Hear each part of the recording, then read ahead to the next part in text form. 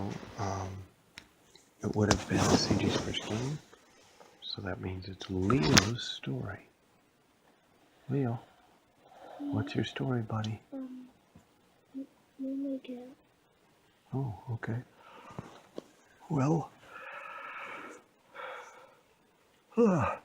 this is the story of the Yellow Wizard, Part 2.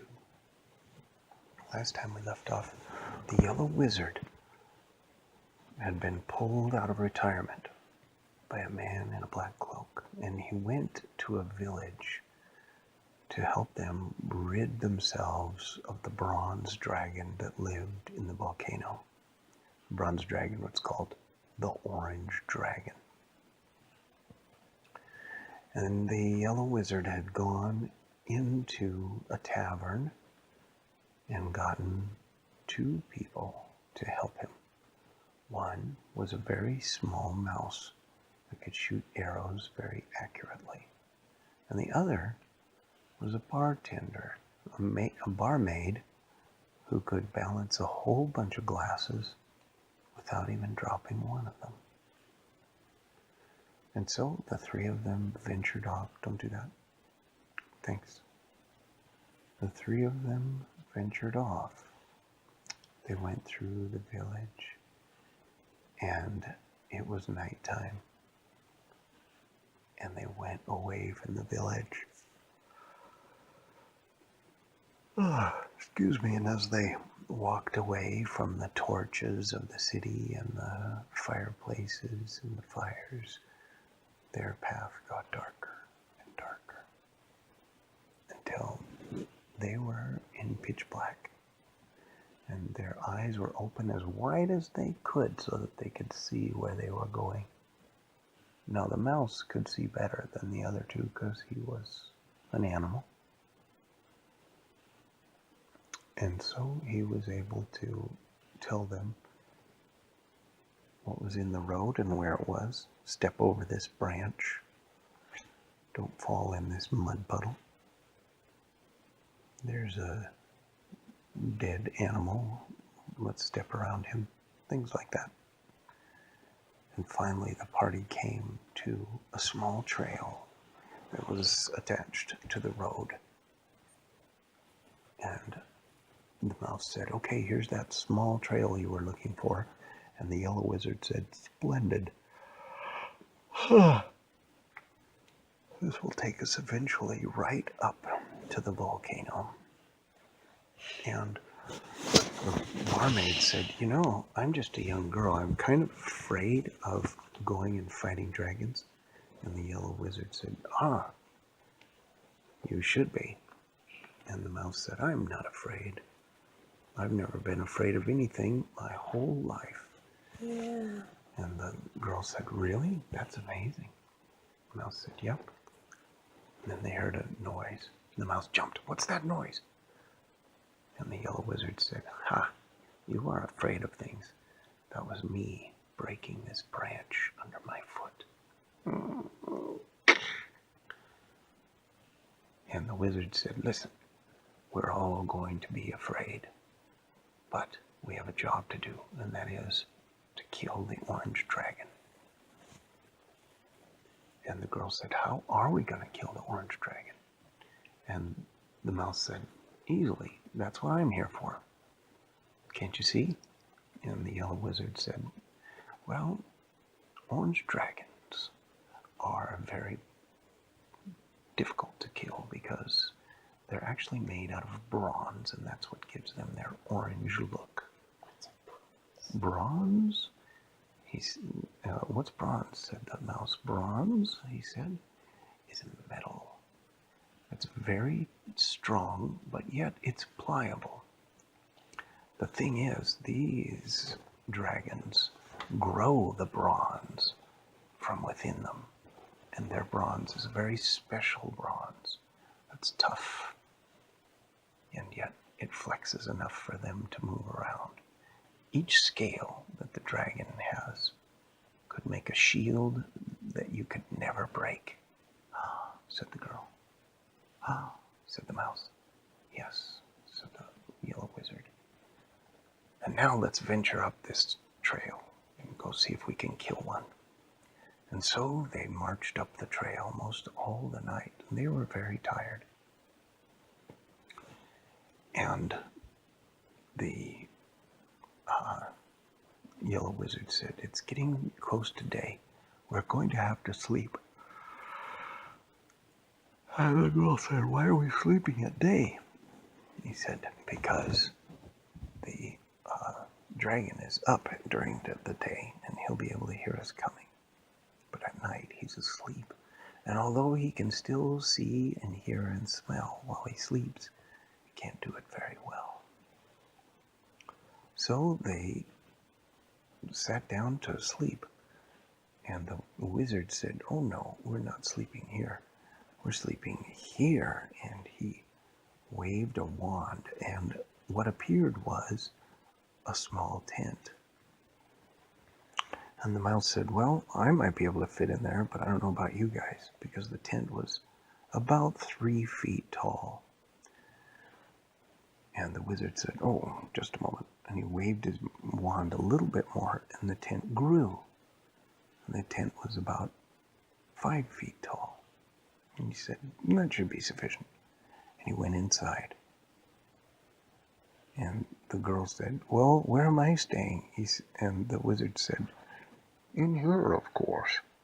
But his voice seemed like it was very far away. Did that thing happen again? I don't know. I'll fix it later. And so the mouse and the girl went into the tent. And the tent was huge inside. And it was very nice. There was beds and hammocks. There was food hanging in baskets from the roof. There was nice ice water with lemon slices. Anything you could imagine was almost anything you could imagine was in there. And they were very tired, so they got into some hammocks. And there was an ice bucket. And there was a fan, and the fan was fanning the ice. And it was making just a cool breeze that was the exact right temperature for having a nice nap. And they napped off. But then they awoke, and the Yellow Wizard said, "It's time to go. Night is upon us." And the mouse said, "Oh, I didn't even feel like I slept at all." And the girl said, "Yeah, it was too short." And the wizard said, "You've slept almost all the night, but now it's time to go." Or he said, "You've slept almost the whole day, but now it's time to go." And so they went outside just as the sun was going down. And they started hiking up some more until they finally found the opening to the volcano. It was a door that some dwarves had put there at one time. And the magician said, "Hocus Pocus," and the door swung open. And the girl said, "I thought it was supposed to be Hocus Pocus." And the door shut. And the Yellow Wizard said, "No, that one is for shutting them. Here's how you open them. Hocus Pocus." And they opened up again. And the 3 people went inside. And inside the volcano was some elaborate stonework, because dwarves had hollowed out the volcano and made walkways and hallways and stairs and things of that nature. And they walked through some halls and rooms and things. And then they came upon a room full of gold. And there, sleeping in the middle of the gold pile, was the bronze dragon, the orange dragon. He had just gone to sleep. "Shh," said the Yellow Wizard. "Now it's time for you to do your things."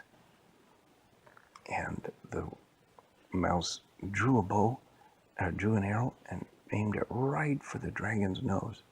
And he shot it, but the Yellow Wizard caught the arrow and said, "No, don't be ridiculous. We can't fight him that way." And the mouse said, "Well, what am I here for?" And the wizard said, to trick him, obviously. And he said, here, use this. And he gave him a special arrow that didn't have a tip on it, but it had a little bag.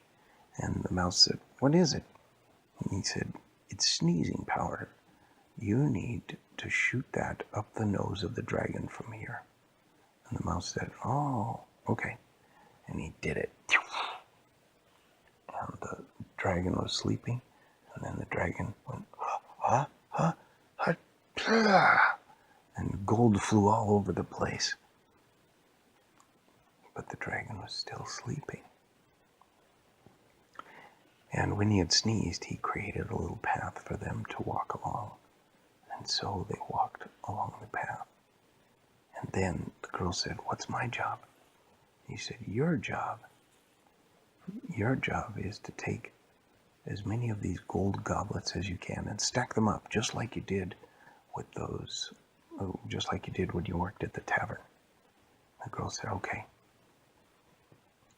And she stacked them up. And then she said, now what? And he said, now we turn this into a magic snake. And he turned it into a magic snake. And then the dragon woke up.